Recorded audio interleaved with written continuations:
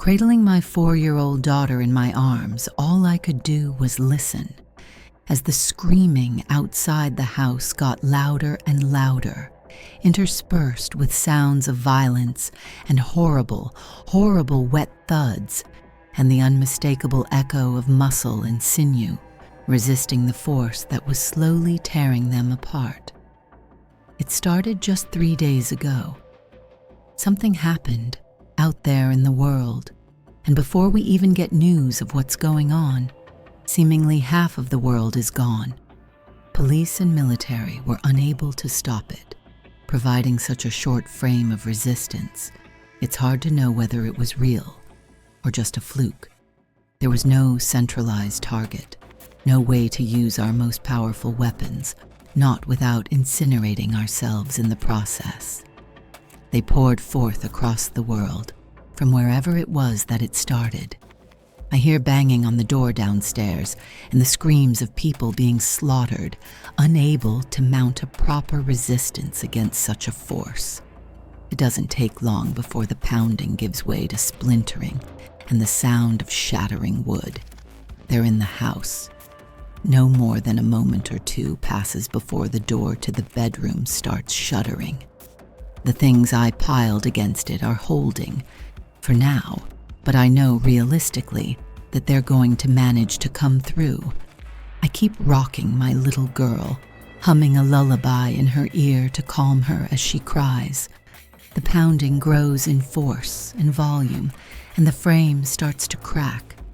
I put my little girl on my lap, her back to my chest, and I stroke her head with both hands, from the top of her scalp, down across her ears, just as I've done ever since she was a baby, just the way she loves it.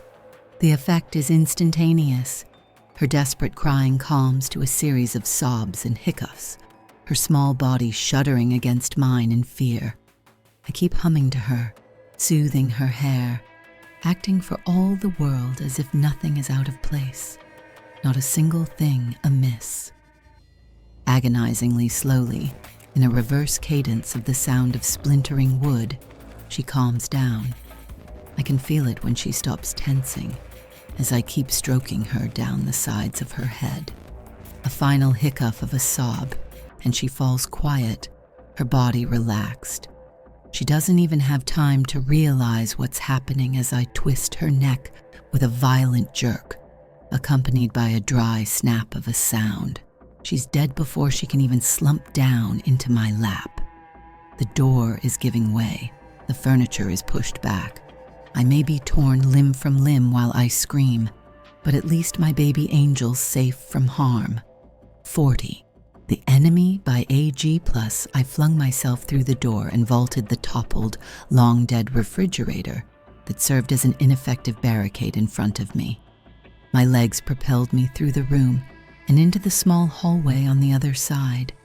I couldn't stop eating the expired contents of the fridge, appealing to me despite their stench, after several days without food. The shrieks of pain and cries for mercy around me spurred my body onward and filled me with unexpected energy, in spite of my hunger. We were at war. I came to a halt in front of a small bathroom. A noise, something behind the shower curtain. My fear heightened, and images of the enemy flooded my mind. Merciless beasts wearing human skin, devouring indiscriminately, accepting no pleas and respecting no argument. Zombies. It had begun as we expected, with a virus. The original infected was almost a cliché. There was no humanity left in them, just mindless rage, twisted bodies, and some primal urge to consume others. Our generation had prepared, with almost obsessive focus, for this monster. The first wave was eradicated with almost laughable ease. We were not prepared for adaptation. We were not prepared for the creature we bred by destroying the instantly recognizable zombie, a creature with more tact. Most of the first zombies were killed at close range, you understand, since longer range attacks were less likely to be fatal. We had trained ourselves, even before the outbreak, to equate infection with death. when it came to zombies. A person died when their eyes clouded over and they started biting, not when you put a bullet in their head. The new strain of the virus still controlled the body, yes, but it left other faculties to the host. Maybe you could pull the trigger on a hopelessly crazed caricature of your best friend, your spouse, or your child. But what if there was still a soul behind those eyes? If even as they attacked, they sobbed and screamed in their voice? All the virus needed was a moment's hesitation. I bet you'd hesitate. I did.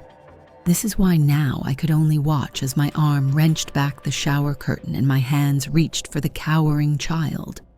Why I could only beg for forgiveness before the virus used my mouth to tear ragged, bloody hunks from his body.